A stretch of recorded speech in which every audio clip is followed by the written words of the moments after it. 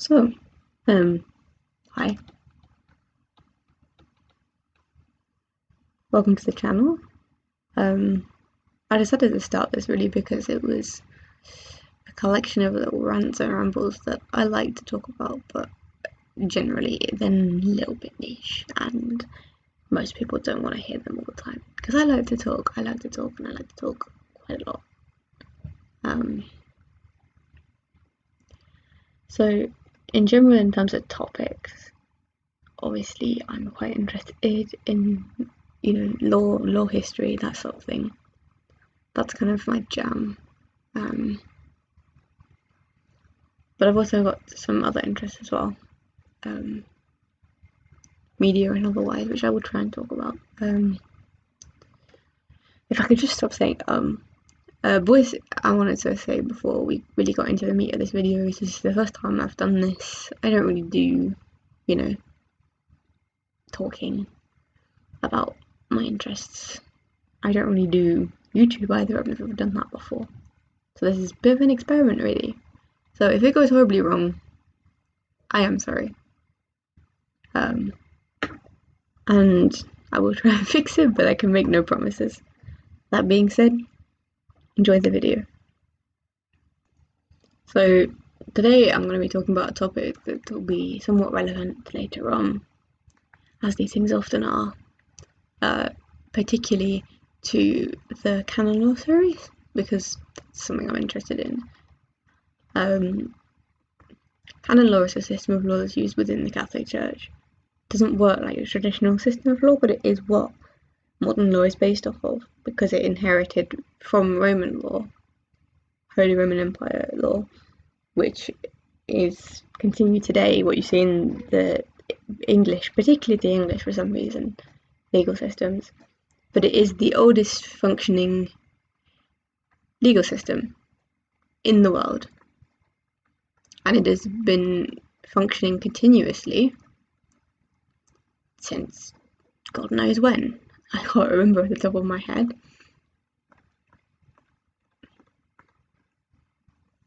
But not a lot of people know that it exists, because generally it doesn't really affect you unless you're Catholic, and it doesn't really affect you unless you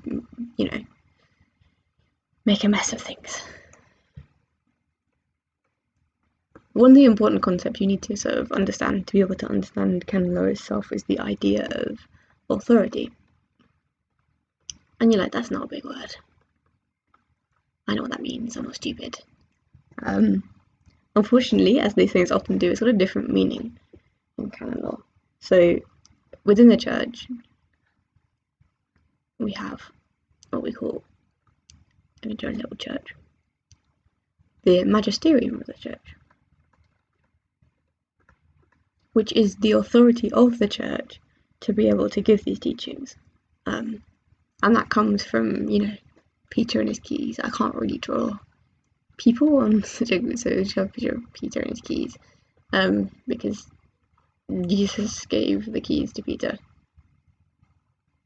I really am so sorry. So consider this a formal apology to God that I can't draw Jesus. So, in terms of the keys of the kingdom, which you see the two crossed keys, they look a bit like this.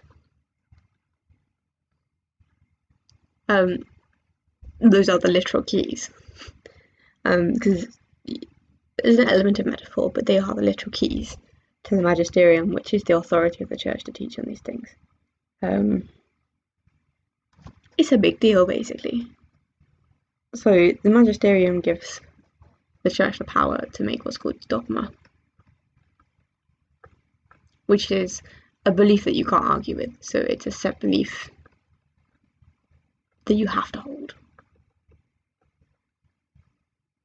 Otherwise, you're in trouble, which I will get into in another video, but that's all you need to know for now.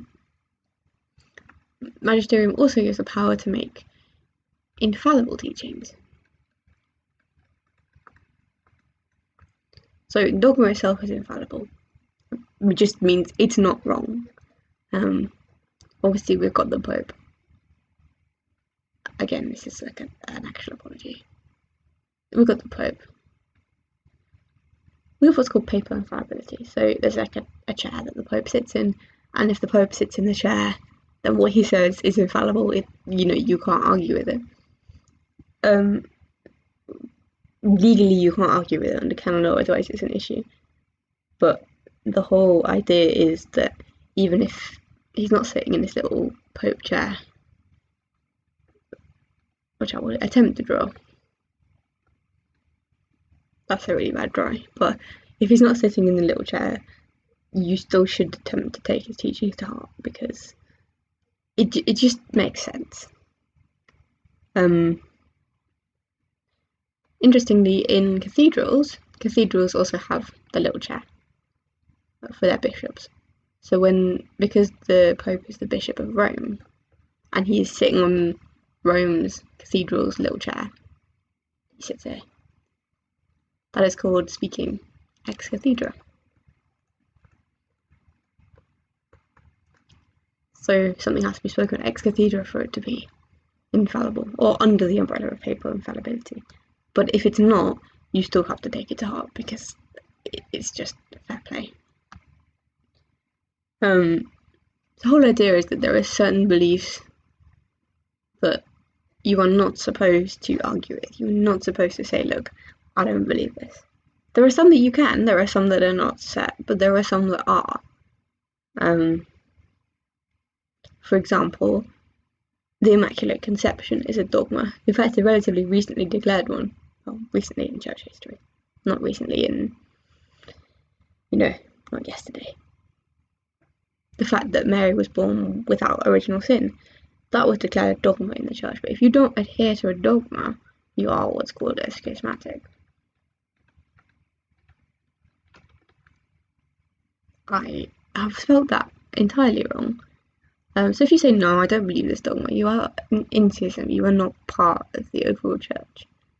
And that's where canon law comes into things. But that's a quick overview of the authority and the magisterium, which should set you up for the rest of the videos in this series, which I do hope to finish. So, thanks for watching. Hello. I've got more to say. I don't think I watched it back. I didn't think I explained the concept of infallibility very well, so I want to do that. That's important. So I'm going to go back and do that. If you notice some cuts in here, I'm sorry, my flatmates are being really loud. So I'm going by the Wikipedia definition here because I want to get it right, because it's important that you know the difference. Papal infallibility is a dogma. So dogma is infallible teaching. It is what it is. You can't argue with a dogma. You have to submit to it. Say submit to something means you just go, okay, this is what's said. I don't necessarily like it, but because it's said, I have to agree with it.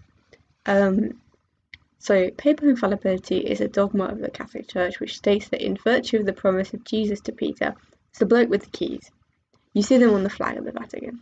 That's why you've got the 2 keys, because it's literally the keys to heaven on the gate. St. Peter stands by the gate. I don't know where that comes from, but clearly it's something related. The Pope, when he speaks ex cathedra, sitting on the little chair, is preserved from the possibility of error on doctrine. So doctrine is actual teaching. So, he can make mistakes on dates and things like that, but he is not wrong on teaching. It doesn't mean that he can't make mistakes. It doesn't mean that he himself, doesn't make mistakes, but it means that if he's sitting in that chair and he is speaking ex cathedra from the chair in the Cathedral of Rome, what he says is doctrine. It's that. Coming back to the idea of that, what I said in the first part of the video was that some teachings are dogma and some are not. When I said some are not, it doesn't mean you can just go, oh, it hasn't got the official stamp on it, I can just ignore it. If something's generally understood to be true, as a matter of faith, you are supposed to go, yeah, okay, I agree with that. But there are some things that are like practices within the church that are not generally accepted, they're the ones that you can sort of go, I don't know how I feel about that. You have to use your judgment, basically. And don't take the piss. Pardon my language. But yeah, this is actually, I'm done now. I'm finished. Until the next video.